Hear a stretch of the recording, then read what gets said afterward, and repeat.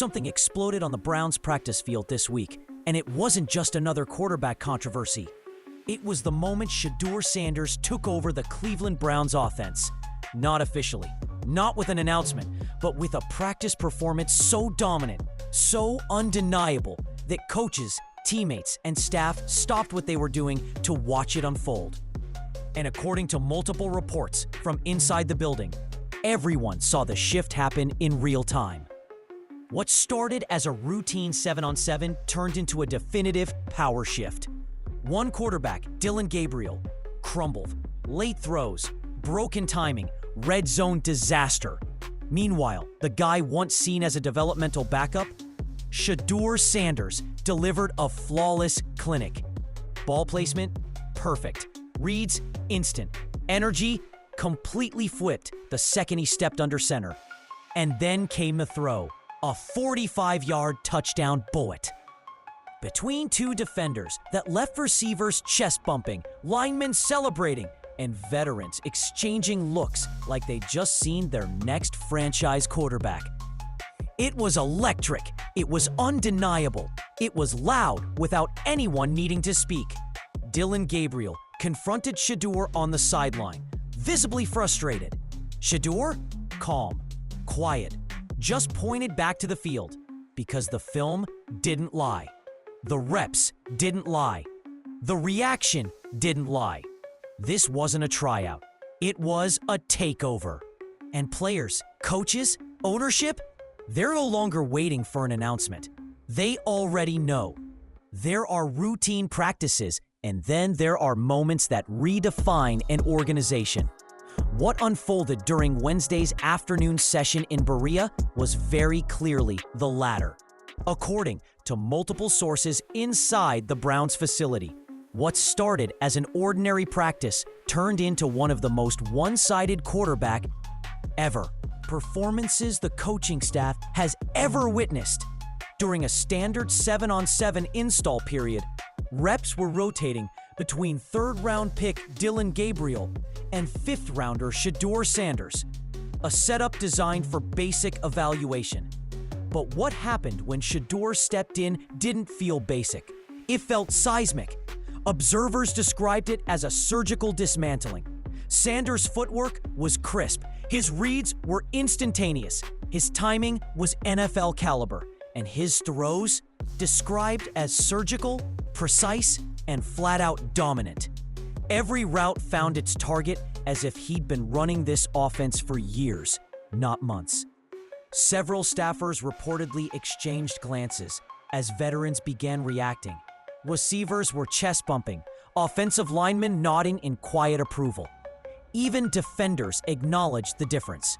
Meanwhile, Gabriel's reps were almost painful by comparison. Misreads, wobbly footwork, late throws, a red zone interception that reportedly caused coaches to go completely silent. Hands on heads, eyes down, frustration obvious. The contrast wasn't subtle. It was jarring. What really tipped the balance? A 45-yard touchdown pass from Shedeur threaded perfectly in double coverage. It wasn't just the velocity or placement that showed elite ability. It was when he delivered it. Split-second timing, under pressure, with complete pocket control. The entire offense erupted, and that's when everyone felt it. The shift, the realization. This wasn't a QB competition anymore. It was a takeover in progress, and it was happening in real time, in front of coaches, teammates, and staff. No speeches, no politics, just results. The contrast couldn't have been any sharper, and everyone saw it. On one end of the field, Shedeur Sanders ran the offense like it was scripted for him. Every throw hit within the route's rhythm. Every read looked pre-programmed and confident. His anticipation was fluid, effortless. Even when defenders disguised coverages, Shedeur was a step ahead. He didn't check down out of fear. He attacked with purpose. The ball came out fast. It came out layered. And it came out where only his receivers could get it. Then came Dillon Gabriel, and the entire field just felt different, slower, off-kilter. Sources described Gabriel's reps as scrambled, unsure, and frustrated. His footwork was disjointed, constantly resetting his base mid-play, throwing late into windows that were already closing. He took a simulated sack on what should have been a standard hitch read. Worse, on 2 separate occasions, he threw behind open receivers, completely disrupting timing on scripted concepts the team has been installing since minicamp. Then came the red zone INT, a brutal, misread quick slant that defenders jumped easily. Coaches reportedly stopped talking. Assistants just stared. The silence after the turnover was louder than any outburst could have been. This wasn't a bad series. It was a breakdown. And yet, Shedeur followed that with the kind of drive quarterbacks dream about. 5 consecutive completions, under simulated pressure, capped by a perfectly placed strike in the end zone. No panic, no wasted motion, just execution. It didn't just impress coaches. It shifted the energy across the field. Linemen rotated toward Shedeur. Receivers leaned in during his reps. Running backs circled near him between drills. It was unspoken but obvious. They were following the guy who looked like the future. And Dillon, he saw it happening right in front of him. If one play could swing an entire... Midway through team period, the Browns simulated a hurry-up scenario. 2-minute offense, defense pressing, clock ticking. Stakes were artificial for most. For Shedeur Sanders, it was the deepest cut of reality the sideline had seen all camp. And then it happened. Sanders dropped back, scanned, and unleashed a 45-yard missile between a collapsing pocket and 2 converging defenders. It wasn't just a deep shot. It was a calculated, high-level read against tight coverage with perfect precision. The ball floated with the ideal arc, landed in stride, and hit the receiver square in the hands just past the pylon. Touchdown. You could feel the air change immediately. Receivers sprinted toward him. Linemen raised fists. Even defensive players nodded in agreement. It wasn't ego. It wasn't flair. It was acknowledgement that what just happened wasn't luck. It was a legit NFL quarterback-level moment. And from the coaching staff to the sidelines, everyone saw what Dillon Gabriel would have to follow. What came next? A brutal encore. Still rattled from earlier reps, Gabriel stepped up and missed badly on a checkdown. No pressure, no disguised coverage. Just a swing pass thrown 5 feet shy of his running back's hands and directly into the turf. No one said a word. The only sound? The subtle shuffle of players slowly drifting. Not toward Gabriel, but toward Shedeur. The momentum loss Dillon Gabriel could feel slipping through his fingers, but when players started moving toward Shedeur Sanders between drills, that's when it snapped. According to multiple sources close to the team, Gabriel confronted Shedeur near the sideline, visibly agitated. It wasn't screaming in front of cameras or helmet-throwing dramatics. It was quiet, sharp, and heated. Something along the lines of, "You're not even supposed to be getting these looks." But by this point, the offense had already chosen a side. Running backs huddled near Shedeur. Linemen broke off to talk to the guy who just led the cleanest drive of practice. Receivers already by his side, giving feedback, asking questions, pouring into the quarterback, who gave them something the other guy hadn't all day. A chance to move the sticks.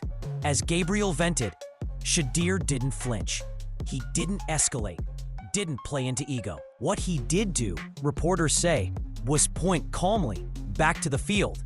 No words, just a gesture that said everything. Check the tape. Check the results. Staffers had to quickly intervene. Practice nearly halted altogether. Coaches swarmed. Players gathered nervously, trying to avoid media ears catching what had just gone down. The entire session threatened to unravel. But the damage had already been done. The moment didn't just mark a fracture between quarterbacks. It represented a shift in the building, a public eruption of a private reality. The team no longer rallied around the name the coaching staff had listed at QB1. They rallied around the guy earning it in real time. Gabriel wasn't just fighting for pride. He was fighting a battle he already knew he lost. The receivers chose. The energy chose. The locker room chose. And when Gabriel walked away from that sideline standoff, he wasn't QB1 anymore, even if the depth chart still said it. You don't need an official announcement when the body language speaks louder than the depth chart. By the time practice ended, one thing was clear to everyone on the field. The locker room had made its decision. No team meeting, no coach's speech, just unspoken truth written across every snap, every huddle, and every glance. Teammates weren't just reacting to Shedeur Sanders' breakout practice. They were gravitating toward him. Sources say that by the final period, running backs were asking Shedeur for audible checks. Receivers stayed longer between reps to walk through routes with him. And most telling of all, offensive linemen shifted toward him during downtime, aligning with the guy they now saw as the real field general. This wasn't scripted by staff. This was organic leadership recognition. It wasn't just performance, it was poise. Shedeur didn't beg for anyone's attention. He didn't beat his chest or demand reps. He earned every step of respect thrown his way. Meanwhile, Gabriel's isolation was obvious. Players subtly disengaged. Mechanics coaches pulled him aside, but didn't press. Vets didn't lean in during his final reps. They leaned back, tight-lipped, watching practice run its course. And the coaching staff? They saw it all. That's why post-practice interviews were tight, rehearsed, and empty. Kevin Stefanski didn't offer his usual optimism. He declined to address the reps, refused to compare performance. His silence wasn't confusion, it was caution. Because once the players choose, the window for control starts to close. In football, locker rooms don't lie. They follow conviction, not convenience. And on Wednesday, the conviction leaned hard toward the guy throwing darts, not deflecting blame. Leadership lives in reactions, not pressers. And Berea just watched theirs shift. Permanently. After the chaos, reporters circled up, ready to hear from head coach Kevin Stefanski. They didn't get much. He sidestepped every major question. No comment on the reps. No word on the sideline blow-up. No acknowledgement of the performance gap between Dillon Gabriel and Shedeur Sanders. Just a quick pivot to, we'll evaluate the tape, and a reset to generic coach speak about competition at every level. But for those who were there or following closely, the silence wasn't just noticeable. It was loud. Because Stefanski saw what everyone else saw. The locker room lean, the sideline tension, the throws that carved up the defense and lit up the energy like it hadn't been in weeks. He watched Shedeur Sanders take hold of a fractured QB battle and turn it into a decisive takeover. With zero drama and all execution, and still the coach stayed quiet. Here's why that matters. Silence from a head coach usually signals conflict behind the scenes. Stefanski is now stuck between preserving his structure and acknowledging a player the entire building just validated. There's loyalty to his initial pick. Gabriel, drafted higher, given first-team reps, entrusted publicly as the guy. Walking that back isn't easy, but the risk of doing nothing could be even higher. Multiple sources close to the team say the front office saw what happened. Coaches on both sides of the ball are quietly tipping toward Shedeur. Players have stopped pretending it's close. And ownership? They've been leaning Shedeur since draft day and likely feel completely vindicated. So if Stefanski wants to stay in control of this team, he's running out of time to pretend this fire doesn't exist. The room felt the shift. The coach hoped to delay it, but waiting any longer might just get Stefanski burned. By the time Wednesday's practice was over, the quarterback controversy wasn't just heating up, it was boiling over. And the aftermath began before the last whistle blew. Inside the building, the reactions were instant. Reports say front office executives began asking questions, not just about player performance, but about internal evaluations. The same people who pushed for Dillon Gabriel as a third-round pick are now facing the difficult reality that the player picked 2 rounds later is clearly outperforming him. And it's not just personnel people feeling the fallout. According to sources close to the situation, Gabriel's agent has begun monitoring trade interest. Quietly, discreetly, but intensely. He knows the optics. The locker room just witnessed his client lose not only reps, but the respect of the offense. And no matter how coaches spin it, there's no unseeing what happened on that field.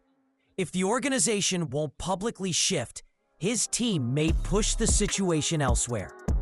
Meanwhile, Shedeur Sanders' camp says nothing, because they don't have to. The reps, the reaction, and even the frustration from his competition do all the talking. They're reportedly happy to stay focused, let the pressure build, and let the tape speak for itself. Then there's ownership. Jimmy Haslam, long rumored to favor Shedeur from the outset, is now fully in the driver's seat.